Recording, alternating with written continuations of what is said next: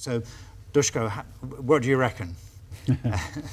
Well, if I remember well, in fact, the whole discussion about the Supercity started about 6, 7, or 8 years ago with the with proposals for a single plan.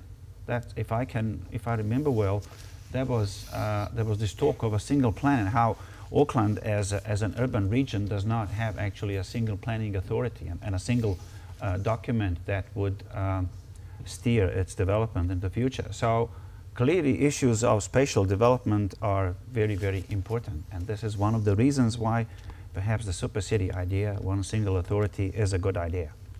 And from my point of view as an urban designer and urban planner, I would say, well, in fact, this is the greatest opportunity for the Supercity, the opportunity to plan spatially and environmentally at one place with one idea, with one vision, with one strategy.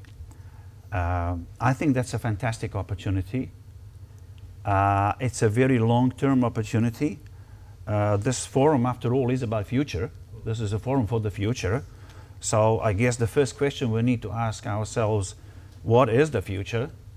What is coming in future, in which kind of environment, not just physical, but political, security environment, social environment, cultural, global, and what kind of environment Auckland will find itself 10, 20, even 30 years down the road. And, you know, if you read about these things, it's not looking good.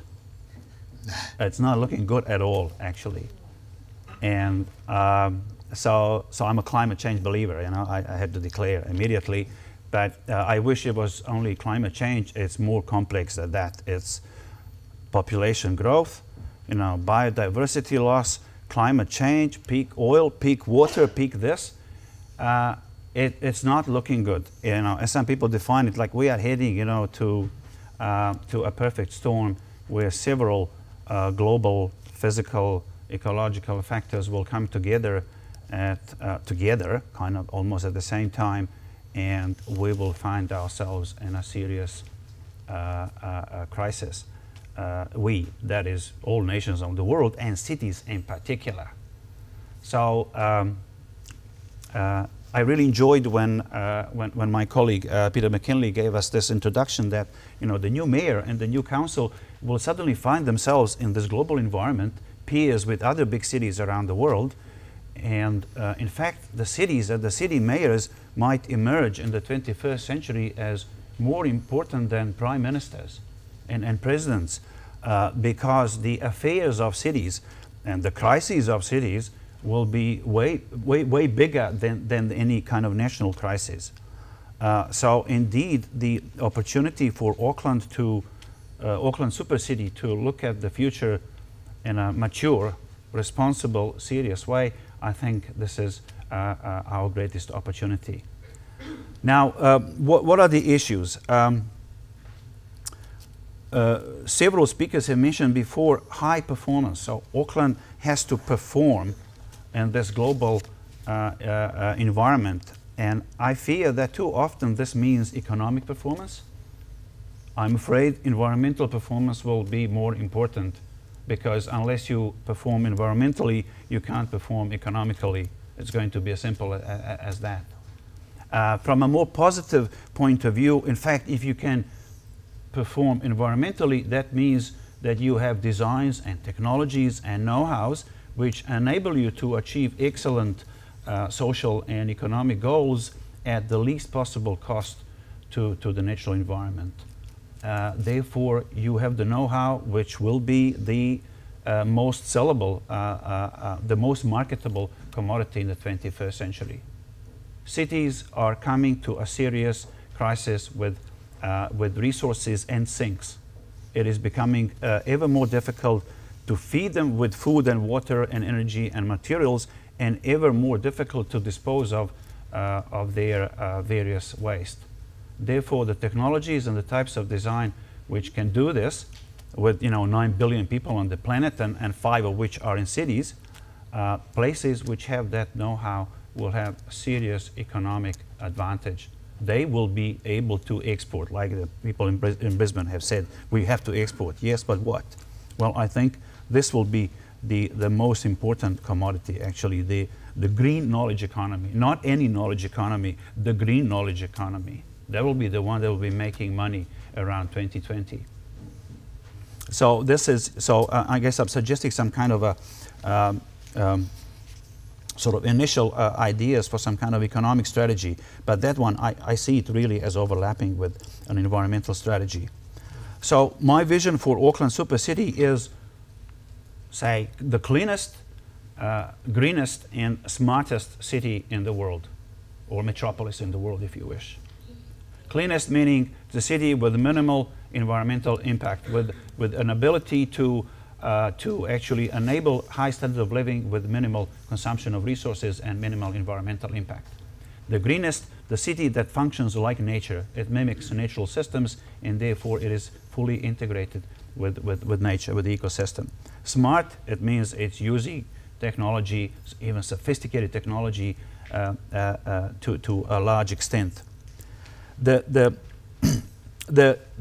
point that I think our planners and leaders have to understand in future, the future mayor and the council and their planning department, is that we have to move, in this discourse about sustainability, we have to move more towards the discourse on resilience.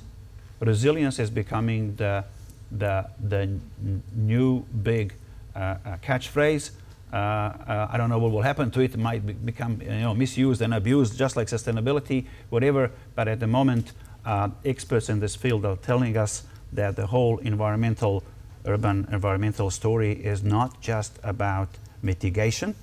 They're saying actually it's too late for mitigation. We have to adapt for the constraints and the kind of challenges, especially with climate, that we will face in the future. So mitigation is still important, but adaptation is becoming even more important. Therefore, resilience is becoming at least as equally important as sustainability. This needs to be understood properly. The role of technology, and I see here two families of technology in particular, ET and IT, information technology, ET and IT, environmental technologies, and IT, information technology. They have to work together, smart and green solutions. This, in the end, means, translated to simple language, actually we need an urban infrastructure overhaul. Our idea of infrastructure as these giant systems which are able to bring resources from far away, from the rest of the country, from the rest of the globe, and huge systems which are able to dispose of all our waste and take it somewhere else, it's not going to work. We need different idea of infrastructure. Way more decentralized, small scale, localized, clean, smart, and all that stuff. So, $2 billion tunnels, giant bridges and motorways, I don't think so. Giant water supply systems, water from Waikato, next time, from the South Island, that's not going to work. The energy, water, waste, these things will have to be dealt with partly, as much as possible, locally. So that's a very, as you can see, this is a very ambitious, it's a kind of paradigm change. It's a very ambitious agenda, I think. So the spatial plan will be also an environmental and an economic plan, I think, in a way.